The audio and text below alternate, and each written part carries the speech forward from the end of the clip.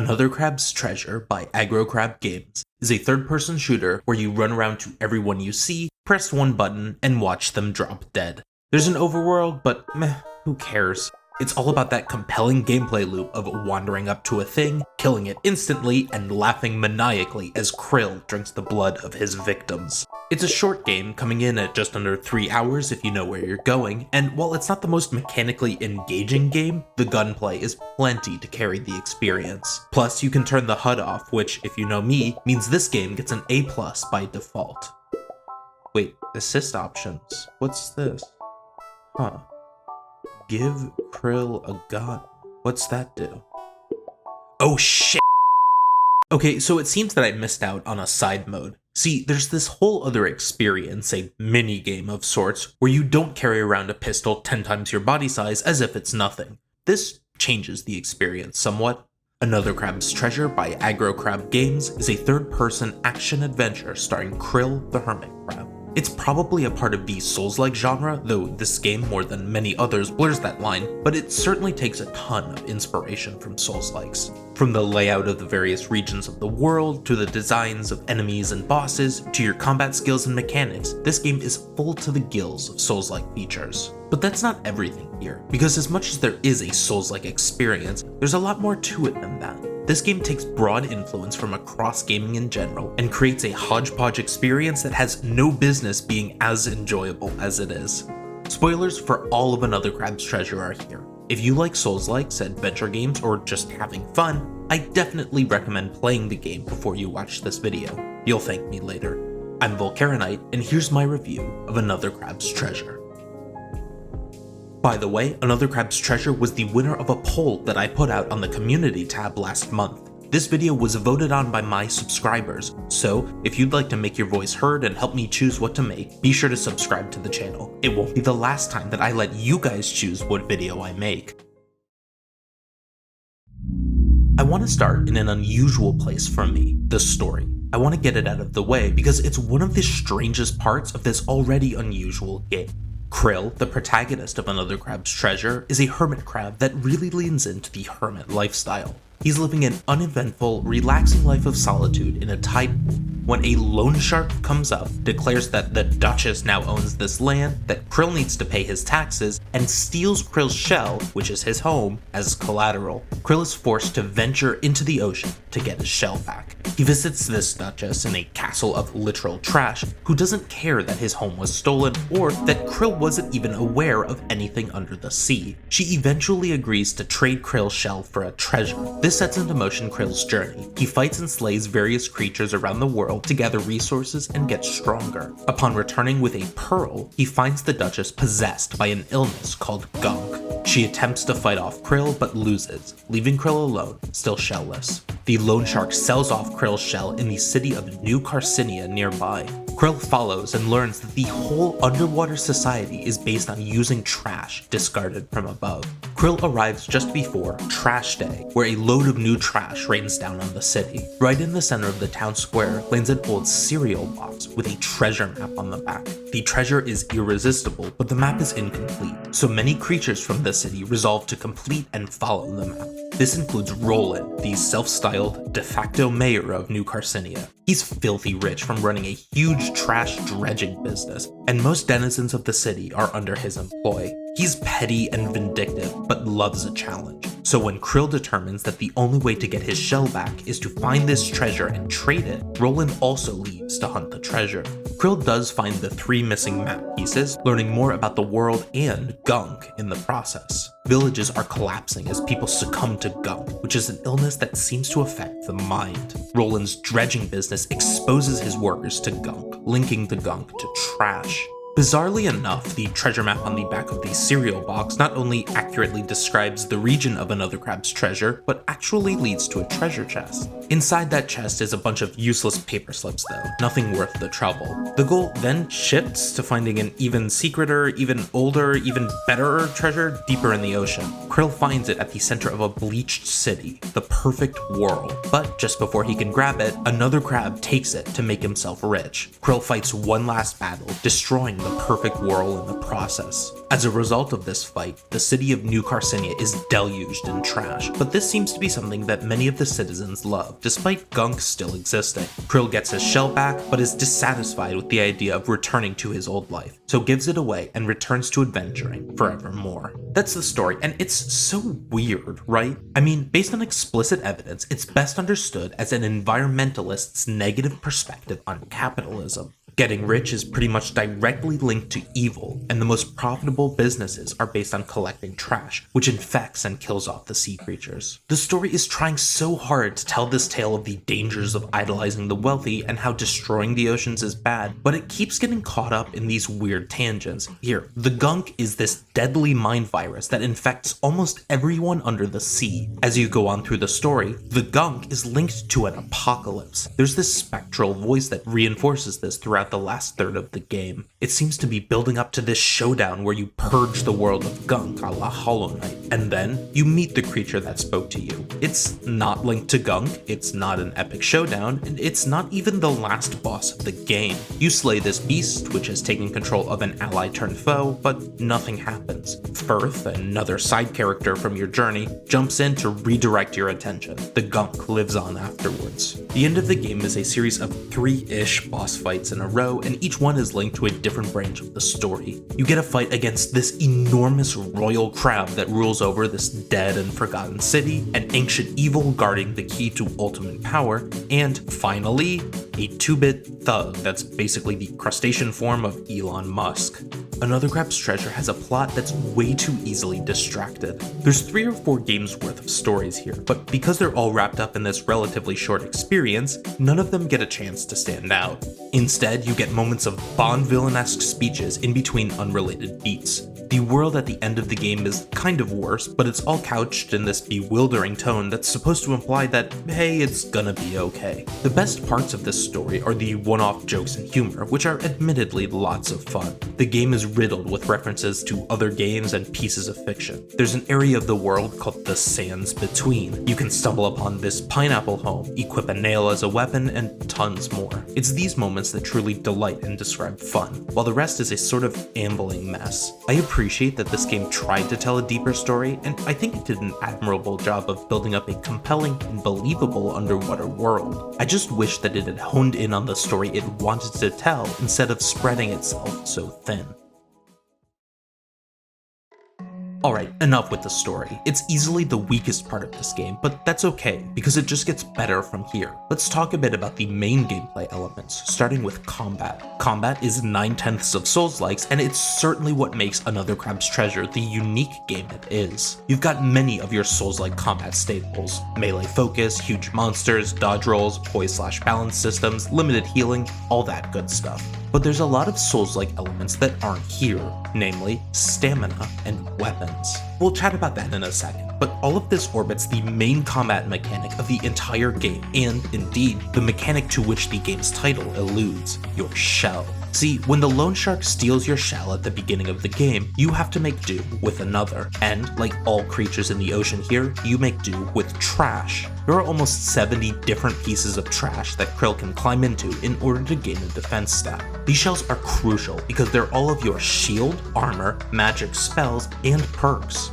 Each shell has a variety of abilities and traits. They all have at least a defense stat, a weight, and a durability. Most shells also include a special magic spell that only they can perform. This leads to your magic, or umami, that gives you a little leg up in combat. It's kind of hard to describe your umami spells in broad strokes, so I'll go over a couple of examples. The very first shell you pick up just before the first boss fight is a soda can, a lightweight but weak shell. Your umami spell is this bubbly attack that suspends some umami projectiles in the air until an enemy gets close enough. Later on, you get a thimble that has the umami spell Fortify, which protects the shell from durability damage for a few attacks. My personal favorite shell was the Imposter, which definitely isn't sus and lets you sneak around in a smokescreen and attack an enemy without being seen. Each shell has a little bit of character and combat uniqueness, but these shells are all breakable, which leads to some very tense combat moments. Boss fights usually have shells scattered around their arenas, so whenever your shell breaks, you have to scramble to climb into a new one, get used to its weight and ability,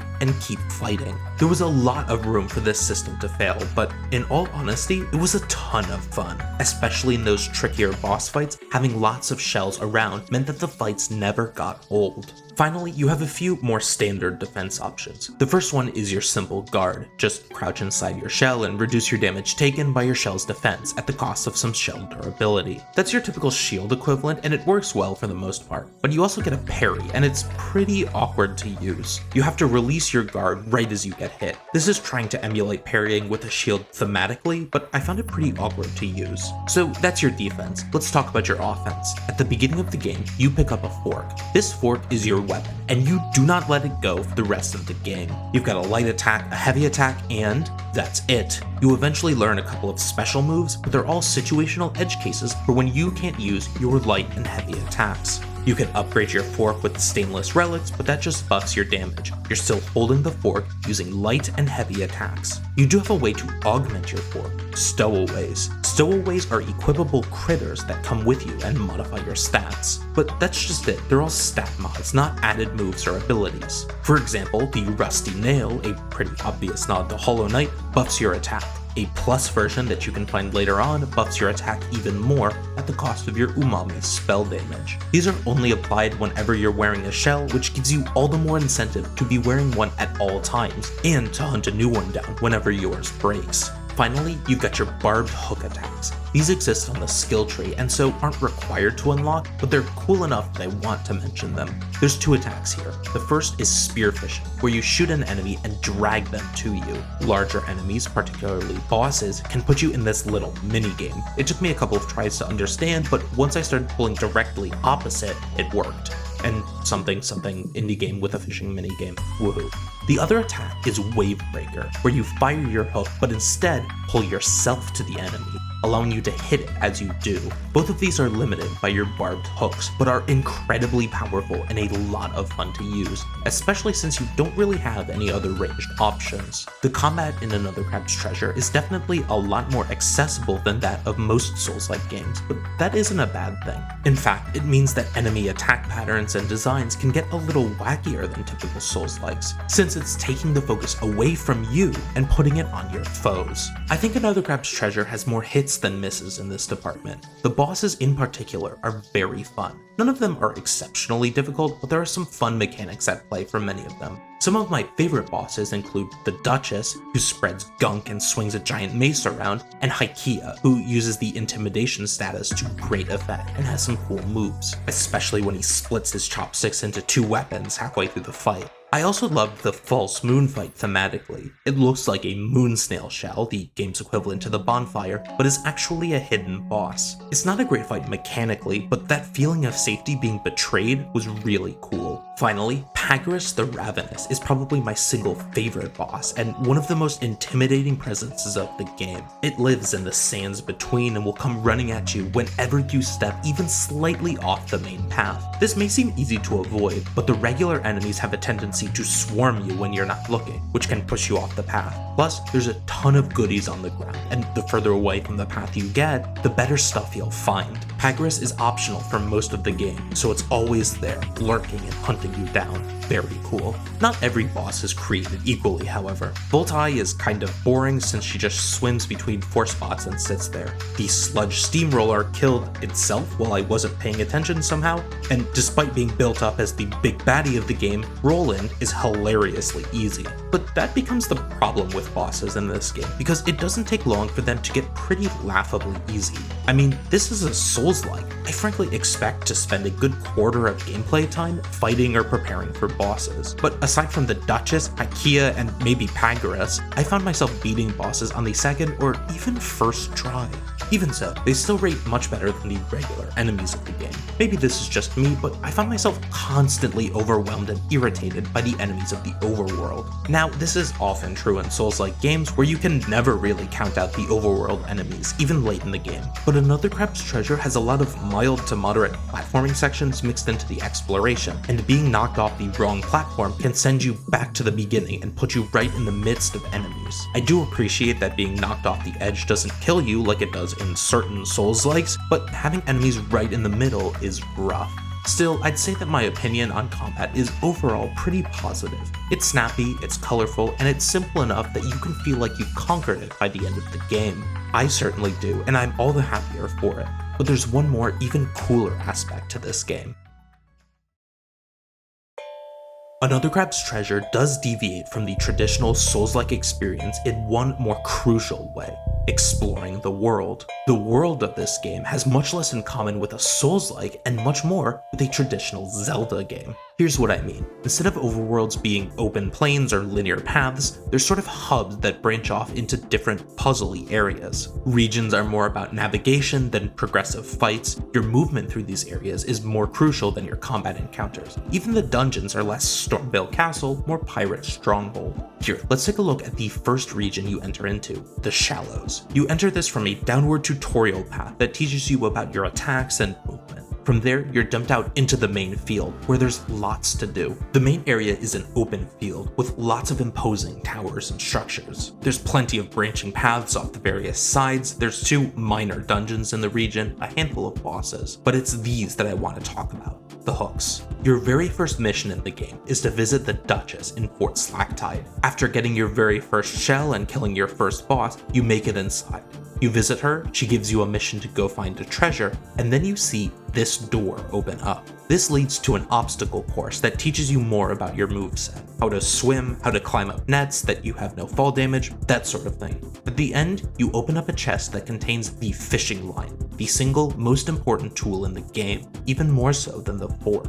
This is a combat tool, but its main use is to latch onto these hooks that you see hanging around the world. There are plenty in this room, you'll see even more as you follow the main story mission towards the moon snail, but the fishing line, okay, let's call it a hook shot and be done with it, really opens up your world in all directions. All over the Shallows, these hooks hang down, begging you to latch onto them. Now, all of those buildings you passed are just things for you to climb up onto. Swinging from hook to hook is incredibly intuitive and fun, plus it leads you to all sorts of hidden places. There's a smaller castle up on a bluff nearby that requires you to swing across several hooks, starting way across the field from the destination. You can swing on top of the buildings that you navigated to get to that first boss you slayed, or extend these fishing rods to get your typical Souls-like shortcuts. All of this is at your fingertips. And to top it all off, this concept gets expanded on as you go. Specifically, you'll eventually unlock that Wave Breaker attack. We talked about its combat applications, but unlocking this attack means that every single enemy is a hook for you to grab onto. If you see a baddie on a ledge that you just can't reach, now you can.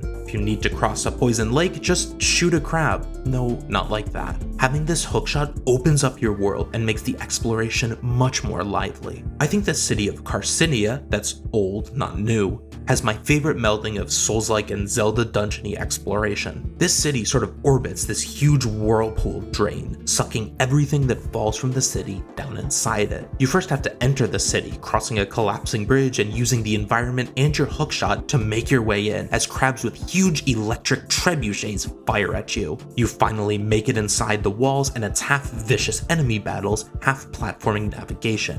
It's kind of exactly how I'd imagine a classic Zelda dungeon would feel if it were designed in the Elden Ring location of crumbling Farum Azula. On the whole, I think that the exploration of the various locales is the best part of the game. It's so creative and fun, and the world just keeps getting bigger and bigger after I was sure it would stop. Regions like the final trek to Roland's Barge and the Unfathom both felt like suitably epic final locations, but they just weren't the last one. The Bleached Forest, Old Carcinia, even the bottom of the drain, it just kept going, and this was absolutely fantastic. The one critique I do have for this is the main point of friction between the Zelda-y world design and the Souls-like combat. world enemies. As we chatted about briefly in the combat section, enemies are placed all over the various locations, and they're formidable for most of the game. Sure, you'll eventually be able to take out most regular enemies with little difficulty if you focus on them, but in typical Souls-like fashion, enemies get harder as you progress through the game, meaning that each area will have harder enemies than the last. You'll either have to go out of your way to kill every one, a time-consuming, often risky endeavor, or they'll knock you off platforms and shoot you out of the air. This is something that gets worse as time goes on. It is frustrating the first time you hop over a seahorse and jump onto a jellyfish, only for that seahorse to fire an explosive projectile that knocks you off and forces you to retry the jump. God, seahorses. Worst fish in the sea. But it's infuriating in the last stretch of the game when you're headed towards a climactic boss battle and are looking around for extra resources on your way, and a seahorse blasts you literally out of the air to your death, forcing you to start the whole challenge over from the last checkpoint. God, seahorses, worst fish in the sea. This happens over and over again, and it's the biggest flaw to the otherwise excellent world exploration. Even so, the exploration and world design remains my favorite part of the game. The level design, combined with the wonderful and delightful knockoff brands of trash and human items that litter the ocean, make exploring this place really wonderful at all times. Another Crab's Treasure is a fun and uplifting take on the Souls-like genre. It almost prioritizes delight through bright, colorful world design, references to gaming, culture, and the world, and engaging navigation and exploration. It seems like the game was designed to buff out the sorts of side effect frustration that happen in Souls-likes. Big areas that you just have to run across, getting bogged down by enemies, brutal difficulty, impenetrable plots, and replace them with the kinds of gaming staples that have proven fun and engaging throughout the years. But for all its successes, Another Crab's Treasure is not a perfect game. For every frustration it removes, it adds another. The story may be easier to understand, but it's confused and strange. Regular enemies may be easier to fight, but they get in the way of the improved exploration and navigation. It's a give and take that means this isn't necessarily a better rendition of a Souls-like, just a different one. The game is quite peculiar from almost every angle, but don't let that dissuade you. If you're interested in Souls-like games or just fun exploration, then you'll enjoy Another Crab's Treasure. It's well worth playing. I give Another Crab's Treasure a solid B. It's not flawless, but it is a great game. Thanks for watching this review. Please be sure to hit the like button and subscribe to the channel if you want to see more videos. And check out my video on Animal Well for another review of an excellent indie game. But that's all I've got for you today, so enjoy your day and take care. My crime, and the both of us had dreams, staying spotless all the time.